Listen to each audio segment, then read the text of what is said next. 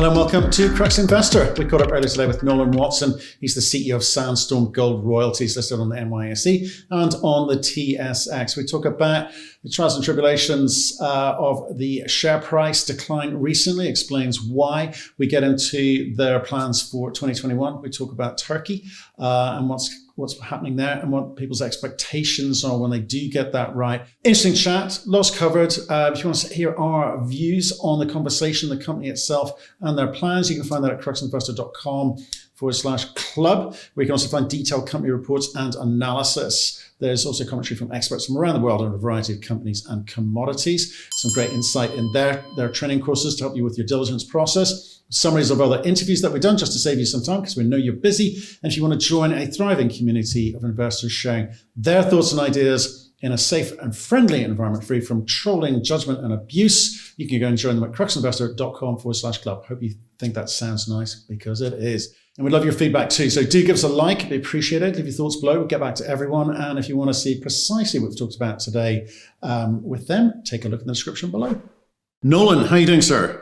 I'm doing great, thanks. How are you? Not too bad. It's early in the morning there in Vancouver. Thank you for joining us. How's life? Yeah, no complaints. Life's pretty good. Is it back to normal there? You're in the office, obviously. I'm in the office. Yeah, we're all kind of back in the office 2 or 3 days a week, but life's definitely not back to normal here in Vancouver, but I'm looking forward to one day when it will be. Yeah, brilliant. So are we. Well, look, why don't we kick off? Give us that 1 minute overview of the business. I'll pick it up with some questions after that. Yeah, so Sandstorm is a royalty and streaming company. So probably the best way to explain that is that we're in the mining industry, specifically gold and silver in the case of Sandstorm. And instead of mining mines directly, what we do is we get a percentage of a mine's gold as they mine it, and we get it for the life of the mine. So they mine their mine, they'll give us 2% of their gold, and we get that from many, many, many mines around the world. And we just sell the gold and we get the cash flow. Right. Okay. Beautifully explained for the beginners here. So mining without as much of the risk. I was going to say without risk, but there's risk. So how long have you been at this? I've been at this for a long time. I've been in mining and dealing with royalty and streaming companies my entire career, really, since I got out of university. And I was the CFO of the world's first ever streaming company. And we grew that up to a several billion-dollar market cap company. And then I started Sandstorm with a guy named Dave Orm about 11 years ago. Right. Okay. So you've done what I think a lot of people would like to do. You built a $1.6 billion business in 10 years. That's not too bad. Yeah, not too bad. Not too bad. But you're also going to tell me you're undervalued and the market doesn't appreciate you. Well, I wouldn't be a good CEO if I didn't. Right. Okay. But in all seriousness, what's happened to the share price recently? It seems to be on a sort of downward trend since the middle of last year. Do you know what's happening? Yeah, I do think that right now Sandstorm, not to be cliche, is actually temporarily undervalued here. We were actually starting to get to reasonable valuation levels sort of mid to last year. And then towards the end of the year, we saw the gold price pull back. All the gold equities pulled back even more. So all CEOs could argue they're a little bit undervalued. But what happened unique to Sandstorm was that right as those gold equities were pulling back, we had 20 million warrants that had been issued 5 years ago for a large deal we did. And they all came due, were in the money, and all got exercised. And so an additional 20 million shares of supply came on the market and materially reduced our share price. So we've dropped quite a bit because of that. Those shares are now finding their way into long-term fundamental investors' hands, and we're starting to come back now. And you were doing share buybacks as well? We did actually just a couple of weeks ago start stepping into the market and buying back our own shares. It's almost never do you see in the mining space a precious metals mining company that's a royalty company trade below their inherent NAV, and we are currently, so we're buying back our own shares. Okay, fine. There's going to be a little bit of everything for different levels of investing capability and experience on here. So I'm going to start with some of the simpler things first, just around vocabulary. Okay, so royalty and streaming, give us your definitions. Yeah, a royalty company is a company that just gets a percentage of the gold from a mining company when they mine it. A streaming company is very similar. It's nuanced. We buy a certain percentage of the gold for the life of the mine, usually at a fixed artificially low price. So it might be, we'll buy the gold for the rest of the life of the mine for $400 an ounce, and we might buy, say, 8% of the gold from the mine. That's a stream. A royalty is where they just give us a percentage of that gold. And so we've got a number of streaming contracts. Most of our contracts are actually royalty contracts. And so we've got about 201 streams and royalties around the world. About 25 of those are cash flowing right now. Okay, cool. Well, I want to talk about that first. Okay, I want to sort of want you to explain to people what it is that you've got, because you can invest in exploration, development, producing companies, right? So maybe if you run through some of those numbers, let me tell you why, to what end, okay? Because I want people to understand the different models that can be employed by royalty companies, pure play royalty companies, royalty companies which also involve streaming, and how they achieve the multiples that they do, because the multiples are significant compared to regular mining companies. Okay, so maybe start off with you and then we'll get into how it all works. Yeah, you're right. So there are some companies that focus on just exploration assets in the mining industry, some that are just development companies, and some that are operating. We have built a portfolio of royalties of all kinds of stages of assets. So like I said, we've got 24, 25 of our streams and royalties are in operation right now. We get cash flow from them. We're getting about $80+ million a year of free cash flow right now, US dollars. And that's from the operating ones.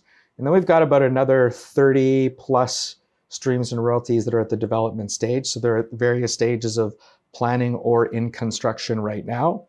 And then we've got another 40 or 50 royalties that are at what we would call an advanced exploration stage. So it looks like they found ore and they're trying to prove up how much gold is actually in the ground before they build a mine. And then the rest of our portfolio is what we would call early stage exploration. So geologists who think they're about to go find a gold mine. And so our portfolio spans everything from early stage exploration all the way through to currently operating. Right, okay. And there's some pretty big players in the marketplace. You're getting there yourselves. I say, 1.6 billion, you were a lot higher than that in the middle of last year. And there's a lot of wannabes. There's a lot of companies coming through, like the 50 million to 100 million mark, and they got to play a different game to kind of achieve the multiples that they want. And after 10 years, I guess you've learned through experience or learned through mistakes and learned through successes, what works best. What do you think of some of those young Turks, those challengers coming through? Are they getting it right? Well, some of the younger companies that have just started up. So we've probably seen over the last few years, over 100 wannabe royalty companies started up.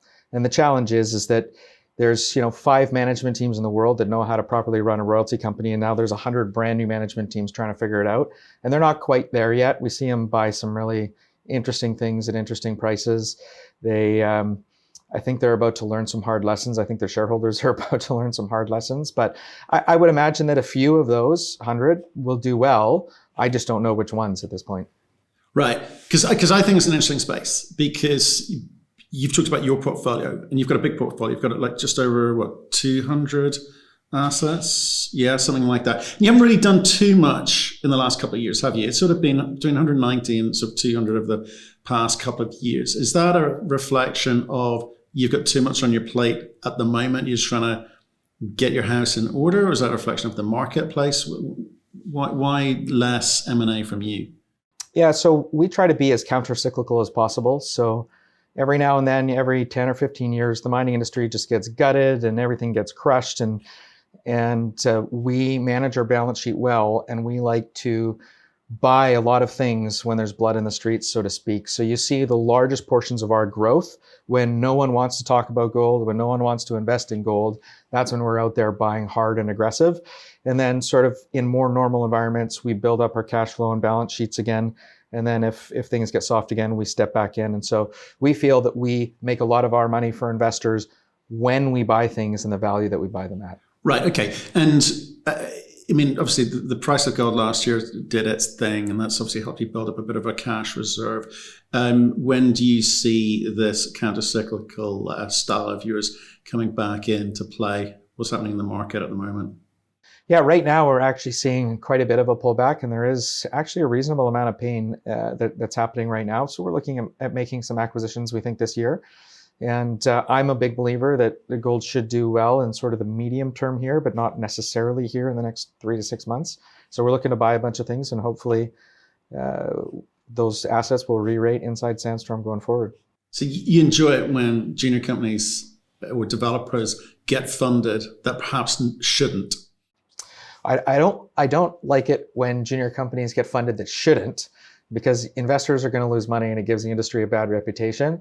But what I do like is both ends of the spectrum in the cycle. So when things get really, really high in terms of valuations, it's nice. We're all making money. We all have PAs. We all invest in our own gold companies and other ones. But at the bottom of the cycle is when we really do our business and make our money for investors. It's when we get those incredible deals. And we bought some royalties for $3 million, $4 million that we think are going to cash flow for us $8 million a year every year for 10 to 20 years. Some of those deals that we get at the bottom are incredible. But those sounds like quite small deals, and you're going to be competing with some of those young Turks as described earlier at levels like that. As you get bigger, don't you have to try and find bigger and bigger deals? You do both, yeah. So as you get bigger, the size of deal that we can do grows. We're looking at deals that are $500 million per transaction, but we're still looking for those transactions where we spend $5 million and we're going to cash flow $5 million a year for 20 years. I mean, that's $100 million of cash flow coming back to you. So we don't measure the size of the deal based on how much we have to pay out. It's how much do we think we're going to get back, and is that a good deal? So what are the big lessons that you've learned along the way in the last 10 years? You'll have made mistakes.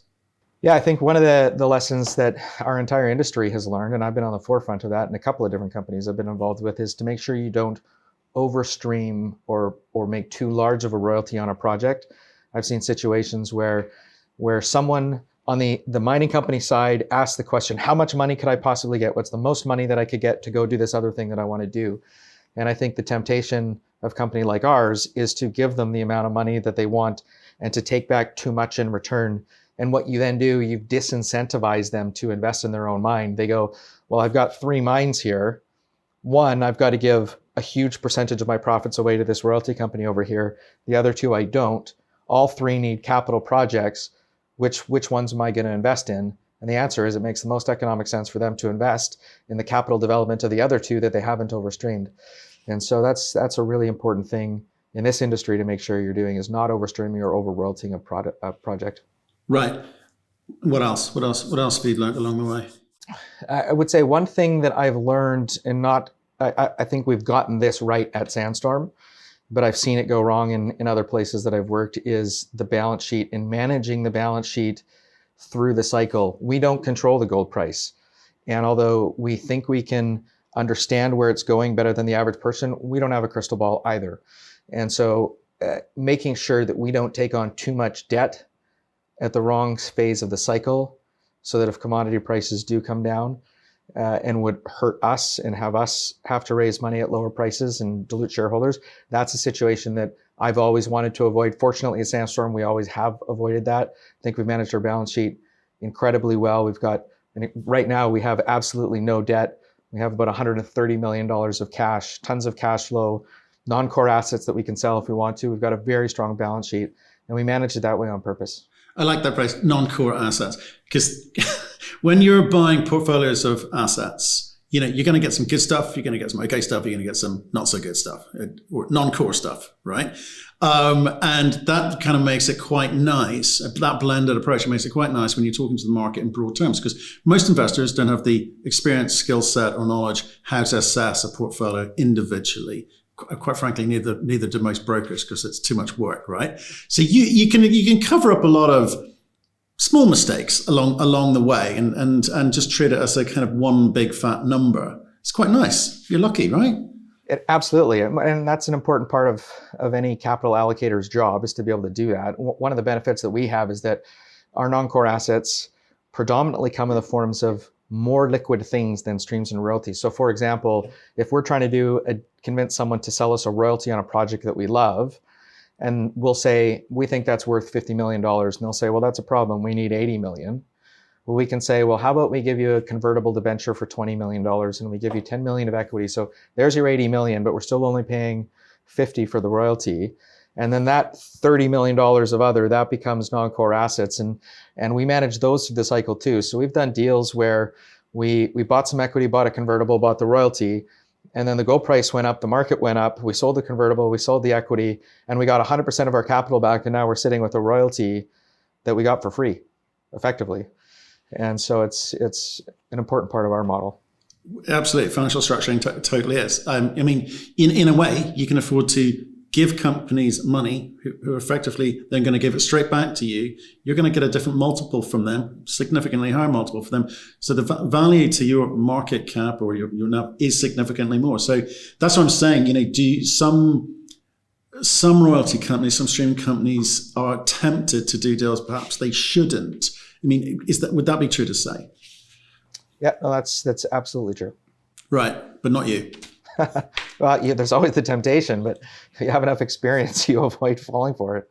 Right. Okay. No, just again, look. I'm just thinking of some of these companies coming through because there's with all sectors, there's always periods where there are a lot more people entrance into the marketplace, saying the same things. A lot of white noise. Very hard for investors, which is what we're here representing, to actually discern between what is good and what is bad, because the noise sounds the same. I mean, what would you recommend people look for? No, I think that's a really good point. And I see that too when I go to, say, a mining conference. I was at a mining conference just a year and a bit ago before we all got locked down in COVID. And I was sitting across the table from an institutional investor who said, I just met with this brand new royalty company. They gave me their story. It sounded amazing. What do you think? I'd say, well, I don't know if you've looked very closely, but they're trading at 200 times cash flow. and their asset lives are 7 years on average. So 7 years from now, they'll stop cash flowing and your multiple will get crushed to zero. And they'll go, oh yeah, they're not looking into these things. They're just hearing royalty companies are amazing and they don't actually look at the fundamentals. And so I think what we built at Sandstorm is fundamentally an incredible asset base, diversification globally, and tons and tons of cash flow and tons of growth we built into the company. So we're pretty proud of it. Yeah, I mean, you built it off the back of, trying to emulate what Wheaton were doing. I mean, you were you kind of worked for Wheaton. I was their CFO, yeah. I was their CFO. Yeah. Right. Okay. So you saw what they were doing, and that's not a bad model to follow. I guess it still is not a bad model to follow. Do you think you can hang on to their coattails? Do you think you are still doing the things which they've successfully done? Yeah, when we started Sandstorm, we started with a little bit we took the experience that we had at Wheaton and we adapted the model a little bit in ways that we thought made more sense to get higher IRRs in the long term. And one of the fantastic things about Wheaton is that they timed perfectly the silver market. And they started that company in, 2004. Silver was $6 an ounce. And only a few years later, silver was over $20 an ounce, and the valuation of their assets and the deals they had done had expanded tremendously. Now they're a multi-billion dollar market cap company. When we started with Sandstorm, we had the benefit of saying, okay, we're small. That's a strength and a weakness. Let's use the strengths of being small, which is let's do each incremental deal that gets us the highest IRR and therefore the highest percentage share price appreciation. And we'll iterate the company more slowly so that we won't become a $10, $20 billion company for 20, 30 years down the line. But when we get there, we'll have the highest possible share price that we could at that time. Okay. Talk to me about how important cash flow is to you, because you told us one of the tricks of the trade there, which some companies, they get cash for a period of time, but then the company stops, the mine stops producing and they're back to zero cash, but they've got to keep up the pretense of growth, but the growth just fell off the cliff, right? So for you guys, what percentage of your business are you looking to either buy, producers, or are you happy to buy developers which are, near-term producers? I mean, what's in the mindset in terms of, again, I'm just trying to understand the model of how you protect or mitigate your risk. Yeah, it's an interesting question, because one of the challenges is if you think about this industry and this business model like a business person would, the best deals are usually the ones where there's still some risk in the asset, but that risk is mispriced, whether it's a development asset that doesn't have its permits yet, or other risks associated with the timeline in development. You can get fantastic deals there, but the market, from a valuation perspective, is a show me market. It doesn't like to place much value on those types of assets. The market pays just for cash flow. And so we try to manage our business with a mix of enough cash flow deals so that we trade at reasonable valuations and our shareholders who are current shareholders are happy with where we're trading at, but also doing enough transactions at earlier stages that we get incredibly high IRRs. Like I said, some of those examples I gave before, we've done deals where it was a $75 million deal, and people told us that, why would you do that deal? It's going to be several years till the asset's cash flowing. Well, today the asset's cash flowing, and it's cash flowing almost $30 million a year for us at today's commodity price. $30 million a year every single year for long, very long mine lives. I mean, it turned into an incredible deal with incredibly high IRRs, but nobody cared about it on the day we did it. So we're trying to balance our portfolio with enough cash flowing things now to get people excited, but enough really intelligent, longer dated deals to actually get that share price appreciation over the long run and actually make good money for shareholders. Right. I mean, what I'm trying to get at is how much store do you put by your technical competence and being able to work out if something's going to get into production, let alone when? Because if I look back, when we were researching for this, I look back at the Colossus deal. I think you guys learned a lot from that. You staffed up double quick time after that and said, right, let's not go through that again. So do you think that that's part of your USP at the moment, your ability to actually discern where you can capture the most value by understanding it technically better than most? Yeah, we've got some of the highest paid, in fact, the highest paid people, and the highest paid person in our company is one of our technical staff, not the CEO.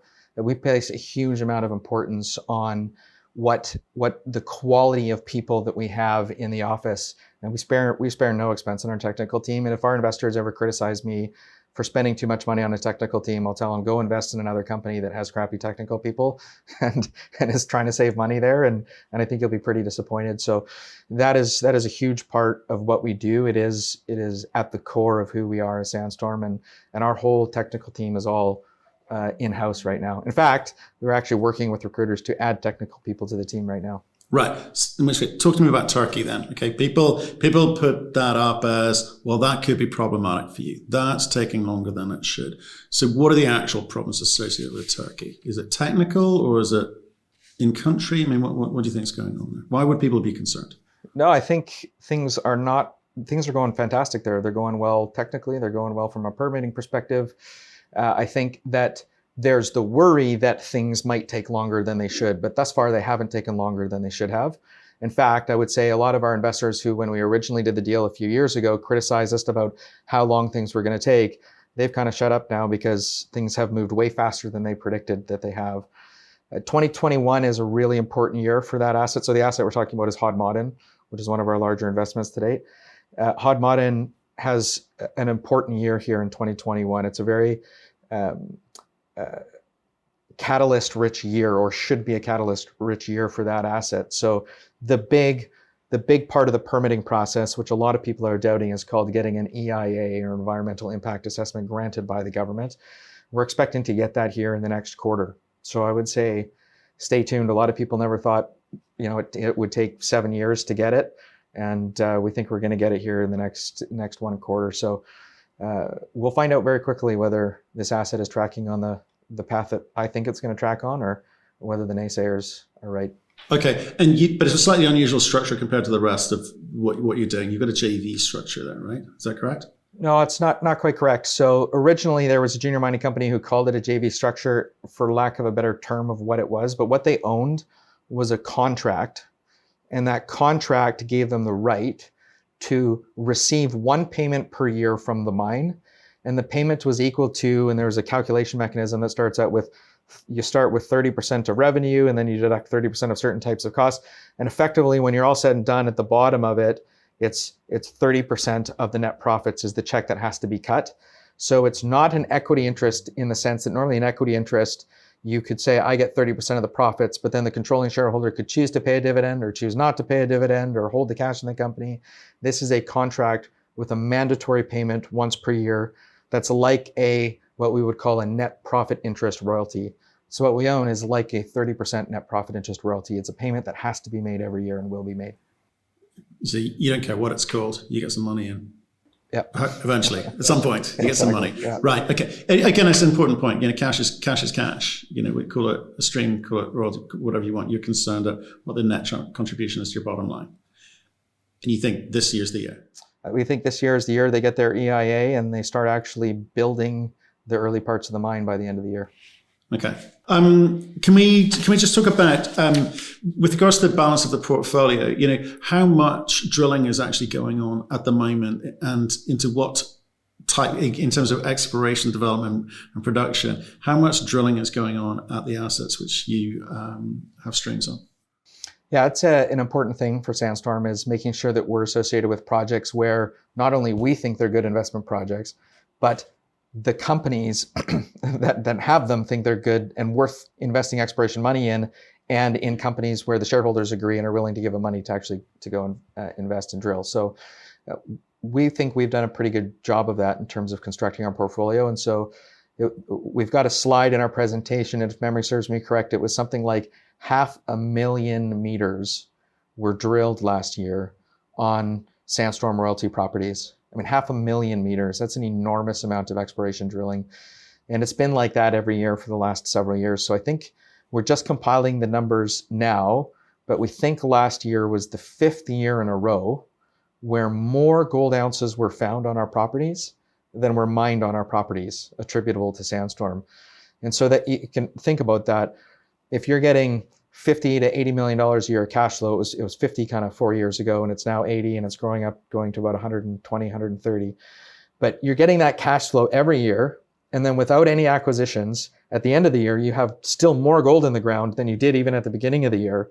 And then you do another year, you get all that cash flow, and you still have more gold in the ground than you did 2 years ago, and so on and so forth. So we're now running where for 5 years, we've had 5 years of cash flow. And if you exclude all of our acquisitions, we have more gold ounces in the ground than we did 5 years ago. And it's because we've been buying properties where the exploration success is outpacing production. It's great. Do you think, I think that's a really, really important point to understand, certainly in terms of valuations. And so the next question is about valuations. If I look at the Wheatons and the Francos and the Ciscos and Royal Gold, I mean, the multiples are crazy, aren't they? Yeah, they are. They're upwards of 25, 30 times cash flow.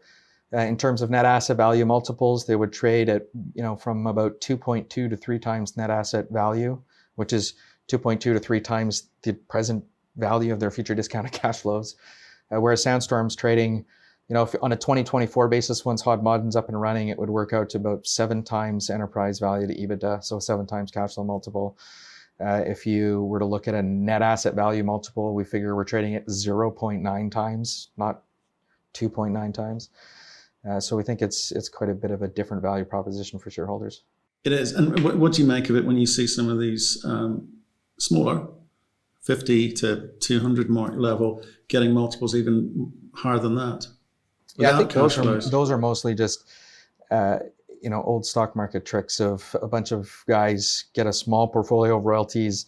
They make sure they own 80% of the stock. They restrict the supply of the stock, then they market the hell out of it, and the stock just goes to silly valuation multiples. And there's not enough liquidity for them to actually get out at those valuations. So it's a bit of a Ponzi scheme's the wrong term, but it's not true value. I think what we're trying to do at Sandstorm is we recognize that the reason that the large companies in our industry, the large royalty companies, trade at high valuation multiples is because if you're a large generalist investor, if you're sitting on managing many, many billions of dollars and you go, I want to buy 2 gold stocks, and you don't want to go try to pick a mining company because you don't know enough about mining that if 2 major mines go under, then they're in trouble. You go, I'd rather have a royalty company, they're lower risk, and they've got more diversification.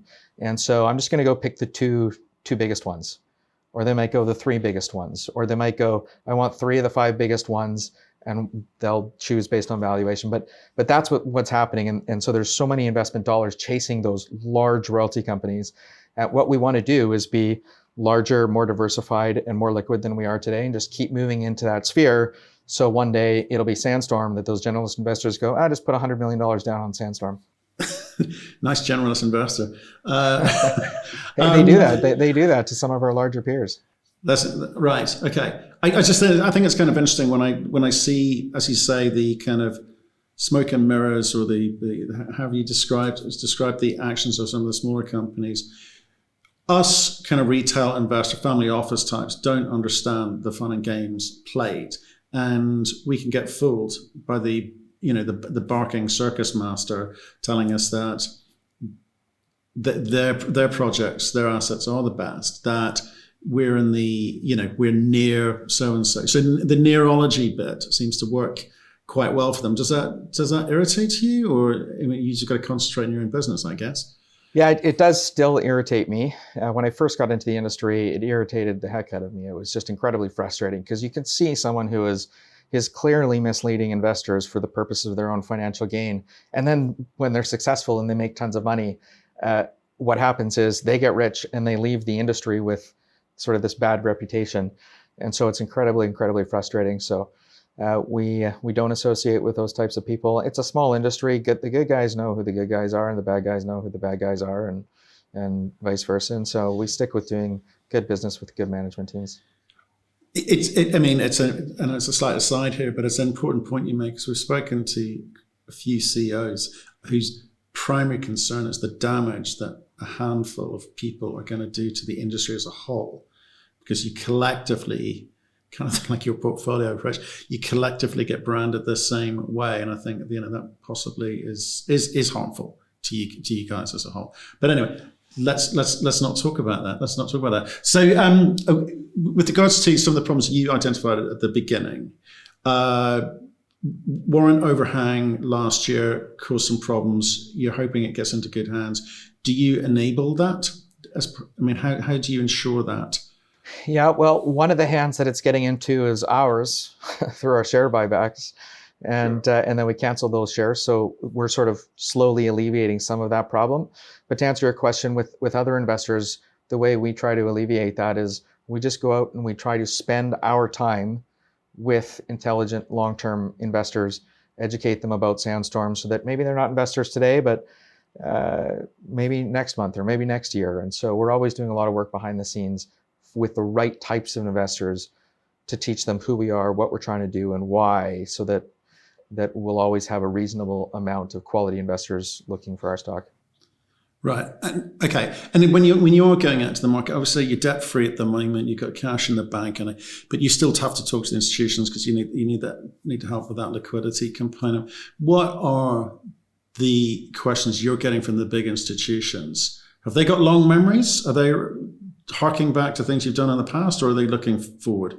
Both. I would say that to the extent that those institutions have the same people that they had for a long period of time, they've got really good long memories, which actually serves us well. I mean, that's one of the things that I think allows people like myself to thrive in the industry, is that I've been in the industry for 20 years, and the people that have long memories have been able to follow me at every stopping point in career that I've had, and have always been rewarded. And everyone who's invested in every company I've been involved with has always made money.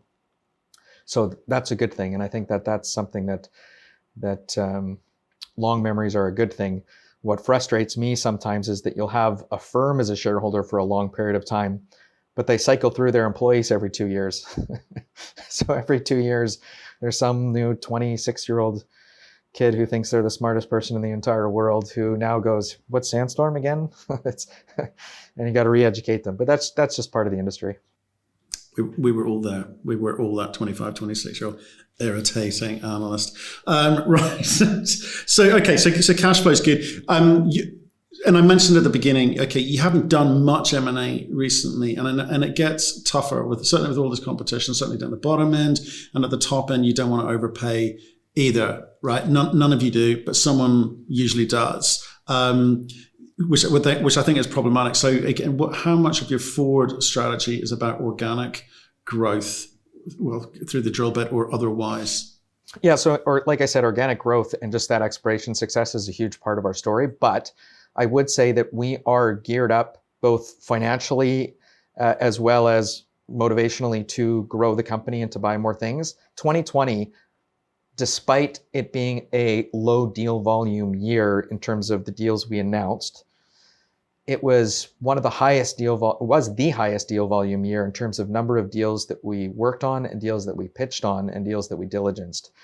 And so it was kind of like a duck where it looks like everything's calm on the surface, but underneath we were paddling like crazy. And so far in 2021, our team's actually even been busier than 2020 last year. So I think that we will get some deals done this year. We'll get some small deals done, and I think we'll get some larger deals done as well. I'm hoping for it to be an above average year in terms of dollar value of capital allocation.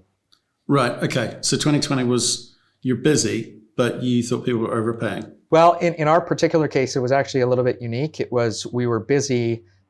We set some new records for my career of closest we ever got to a deal signing with it falling through. I mean, literally I's dotted, T's crossed. Hey, we're signing tomorrow, and it didn't happen.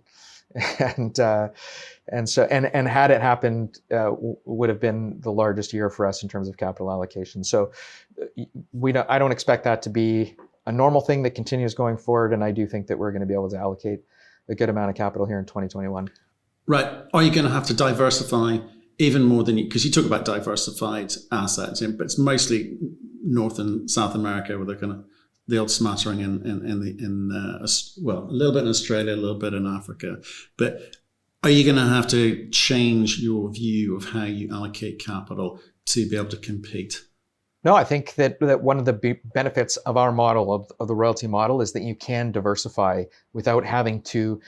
I can step into a new jurisdiction and I'm just receiving checks from that jurisdiction. I don't have to go figure out how to operate anything within that. So it doesn't stretch our management team's bandwidth to continue to diversify the portfolio geographically. So we're in countries all over the world. We've got some slides in our presentation that show exactly dots for everywhere we've invested. And we're global, and we're going to continue to invest global. So the portfolio is just going to get more and more diversified around the earth as time goes on. Jurisdictionally diversified. Yeah. Right. Yes. But the commodity, you're sure on. Yeah, commodity, I mean, we are what we would call a precious metal royalty company. So the vast majority of our stuff is gold and silver. We're about 25% silver right now at today's commodity prices. We have a little bit of copper in the portfolio, but that's really it. I think you'll see us 10 years from now still being just mostly gold and silver with a little bit of copper. Do you subscribe to that we are precious metals and thus it shall always be? You're not slightly excited by the battery thematic out there?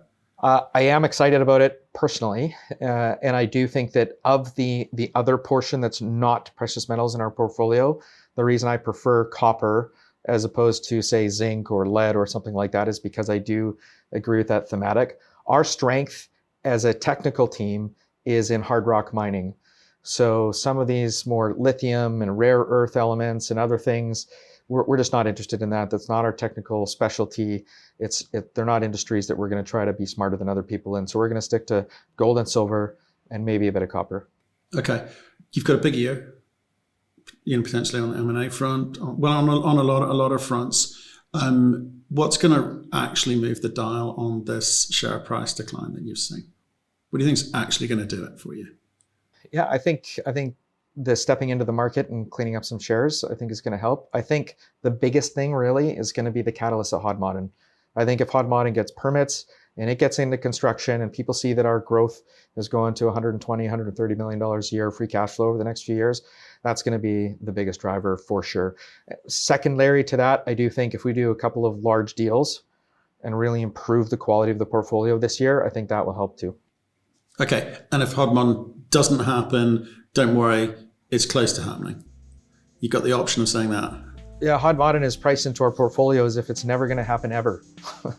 So if there's any progress, I think that'll show through positively in our share price.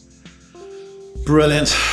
That was, Nolan, I appreciate that. And it's the first time we've met. I really wanted to meet you. I'm sure if we talk again, we can dive down into some of these assets, the top 4 to 5, 10 assets, and see what you got there. But I just want to understand how you're thinking, how you guys have dealt with the stuff from the past, and how you're moving things forward. So I appreciate your time today.